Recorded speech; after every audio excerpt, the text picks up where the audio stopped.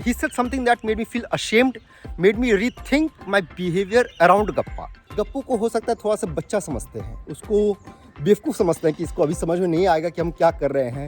लेकिन अगर एक इम्पॉर्टेंट सेक्रीफाइस हम लोग नहीं किए तो वो था हम सुने and I was taken aback. ठीक है, I couldn't believe my years. ये कुछ ऐसी बात थी जिसको you can't ignore so easily. So it's only fair कि जो नेगेटिव एक्सपीरियंसेस हैं, जो मेरा पेरेंटिंग फेलियर है, वो भी हम आपके साथ शेयर करें. फ्रेंड्स, वेलकम बैक टू गप्पा विद पप्पा. हम हैं गप्पा के पप्पा और गप्पा मेरा 2 साल का छोटा सा नन्हा मुन्ना बेटा है.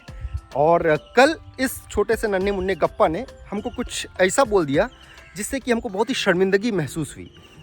He said something that made me feel ashamed, made me rethink my behaviour around गप्पा. तो ऑफ लेट जो है गप्पा बोलना चालना सीख गया है.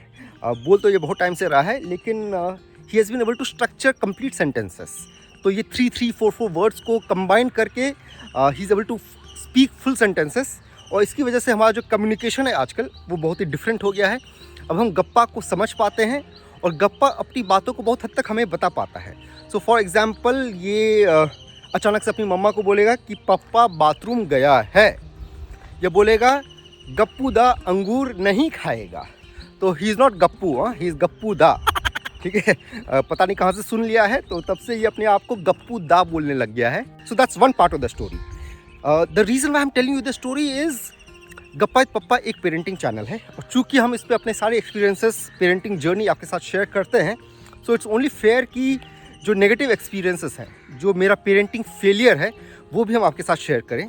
क्योंकि आप लोगों में से बहुत लोग यंग पेरेंट्स हैं एंड इट्स हमारी गलती से हो सकता है आप लोगों को कुछ सीख मिले. Now the other part of the story is कि गप्पा आजकल एक नया रिचुअल शुरू कर दिया है. तो जब रात में इसका सोने का टाइम आता है तो अब ये मम्मा के साथ अकेले नहीं जाएगा रूम में, ये हमको भी बुलाता है कि पप्पा आ जाओ, पप्पा आ जाओ. तो हम इसके साथ चले जाते हैं और वहाँ पे ये खेलने कूदने के बाद अब आराम से फिर लेट जाएगा और अपना दोनों हाथ पसार देगा और फिर मम्मा को बोलेगा मम्मा आ जा. तो इसकी मम्मा को पता है क्या करना है.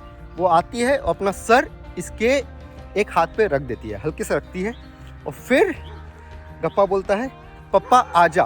तो फिर मेरा काम है कि हम आए और अपना सर इसके दूसरे हाथ पे रखें, और फिर ये दोनों के सर को पकड़ लेता है, हम दोनों के हेड्स को पकड़ लेता है और बहुत ही प्यार से पकड़ करके मुस्कुराने लगता है. So sweet. इतना लविंग हमको ज़िंदगी में कभी फील नहीं हुआ है. लेकिन इस दौरान जो है हम अपना मोबाइल फ़ोन यूज़ कर रहे होते हैं. तो बेसिकली मेरा जो वर्क है वो वर्क फ्रॉम होम है और इसके कुछ फिक्स टाइमिंग्स नहीं है, जिसकी वजह से I am on my mobile phone through out the day. Otherwise तो हम लोग गप्पा को स्क्रीन फ्री कर दिए हैं. अब उसका कोई स्क्रीन एडिक्शन नहीं है, वो फ़ोन डिमांड नहीं करता है, और उसके लिए हम लोग बहुत मेहनत किए हैं, बहुत सारे सेक्रीफाइसेस किए हैं. लेकिन अगर एक इम्पॉर्टेंट सेक्रीफाइस हम लोग नहीं किए तो वो था गप्पा के सामने फ़ोन यूज़ करना. ठीक है, और उसके पीछे रीज़न ये भी है कि जो हमारा वर्क स्पेस है और जो गप्पा के साथ स्पेस है, या जो दोनों टाइम आपस में ओवरलैप करते हैं, और we have not been able to help this. And the other reason is कि हम गप्पू को हो सकता है थोड़ा सा बच्चा समझते हैं, उसको बेवकूफ़ समझते हैं कि इसको अभी समझ में नहीं आएगा कि हम क्या कर रहे हैं, या ये सब थोड़ा सा कर लेंगे तो काम चल जाएगा. लेकिन जब कल रात में गप्पा हमको और सुमन को बुलाया अपने हाथ पे सर रखने के लिए, तो हम भी वही किए फिर से. I pretended to be involve in his activity, कि हम इंटरेस्ट ले रहे हैं उसमें, लेकिन हम अपने फ़ोन पे लगे हुए थे. ठीक है, तो थोड़ा सा नज़र उठाते थे उसकी तरफ और फिर हम नज़र अपनी फ़ोन की तरफ घुमा लेते थे, सर अपना रखते थे उसके हाथ पे. And that was a time जब गप्पा ने कुछ ऐसा बोल दिया विच फोर्स्ड मी टू रीथिंक. तो गप्पा अचानक से बोलता है पप्पा फ़ोन रखो. हम सुने and I was taken aback. ठीक है, I couldn't believe my years.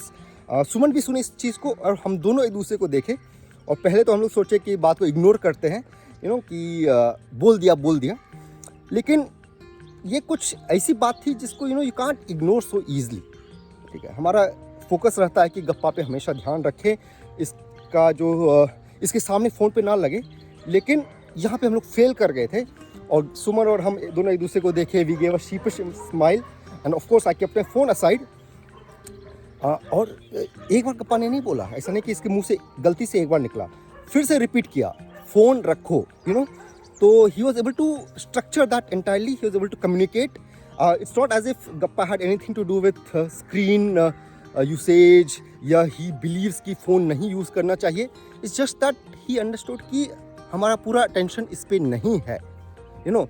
And इसकी वजह से you know सुमन और हम साथ में बैठे, वी डिस्कस्ड कि क्या इसका सॉल्यूशन है. तो इमीडिएटली तो कोई सॉल्यूशन नहीं समझ में आया. काम हमारा कुछ ऐसा ही है कि नॉट पॉसिबल. प्लस गप्पा जो है, इसका जो ये रिचुअल है, हाथ रखने वाला रिचुअल, वो it goes on for quite some time. ठीक है, शुरू होता है, उसके बाद 15, 20, 25 मिनट तक चलते रहता है जब तक वो सो नहीं जाता है. तो हमारा अच्छा चीज़ ये है कि हम वो टाइम इसको देते हैं, लेकिन फुल्ली माइंडफुली वो टाइम नहीं दे पाते हैं. तो इसके बारे में हम लोग सोच रहे हैं. It's a learning experience. Very importantly इससे समझ में आ गया है कि गप्पा सब कुछ समझ रहा है. ठीक है, वो छोटा बच्चा नहीं है, उसको बेवकूफ़ नहीं समझ सकते हैं. तो अब देखते हैं हम लोग इस पर क्या करते हैं. It's more about being mindful than finding एकदम शॉर्ट सॉल्यूशंस. कोई कंफर्म सॉल्यूशन तो नहीं मिलेगा, लेकिन जब तक हम ध्यान रखते हैं कि गप्पा समझ रहा है, इसको टाइम देना होगा, इसको अनडिवाइडेड अटेंशन देना होगा, तब तक I think we are doing well. So what do you people think about this story? Let us know in the comment section, and please check out our Instagram account gappa.with.pappa, and don't forget to subscribe to this channel. With that, friends, take care, happy parenting, tata, bye bye.